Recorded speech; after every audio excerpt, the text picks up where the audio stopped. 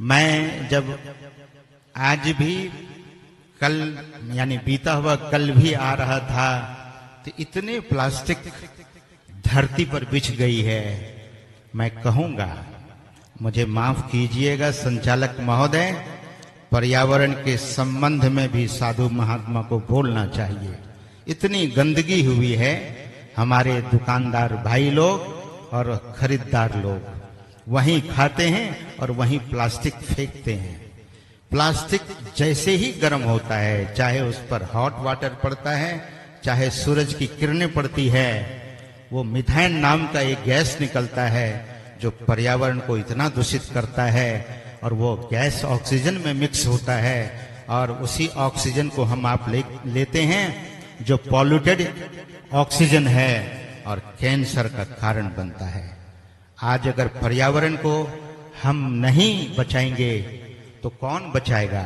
आने वाली जो पीढ़ियां हैं वो हम सबों को गाली देगी कि मेरे जो पिताजी थे, मेरे जो भाई थे, मेरी माँ बहनें थी, हमारे लिए पॉल्यूशन का अभिशाप देकर गए। ये साधु संत को भी चाहिए कि सभी लोग पर्यावरण के संबंध में भी बोलें, सफाई पर ध्यान दें और अपने इस धरती की रक्षा करें। ये जितनी बातें हम आप बोलते हैं, सुनते हैं, अगर धरती ही दूषित रहेगी तो न तो ध्यान होगा, न स्वास्थ्य अच्छा होगा, हेल्थ अच्छा नहीं होगा। If your health is not sound health, your mind is not going to be sound mind. If your mind is not sound mind, then the meditation is just an imagination. ध्यान एक कल्पना सा रह जाएगा।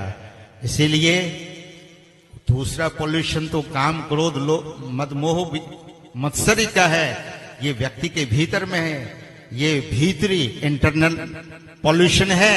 लेकिन बाहर का भी पॉल्यूशन जरूर हम सबों को इसके बारे में अवेयर होना चाहिए, जागृत होना चाहिए। अब कितनी मेहनत लगेगी देवनारायण बाबा को सफाई करवाने में, लेकिन कचरा दान भी, कूड़ा दान भी होना चाहिए। इन सबों पर भी जहां जहां सत्संग हो, मंच पर जो पूज्य गुरुजन और साधु महापुरुष लोग बैठे हैं, वे पर्यावरण के संबंध में जरूर बोलिए। इतनी बड़ी संस्था, इतनी जनसंख्या, लेकिन राष्ट्रीय पहचान की बात छोड़ दीजिए, राज्य सरकार भी इस संस्था को अभी तक कोई पहचान नहीं दी है। छोटी छोटी संस्था को राष्ट्रीय पहचान मिल गई है, बहुत उसको सहयोग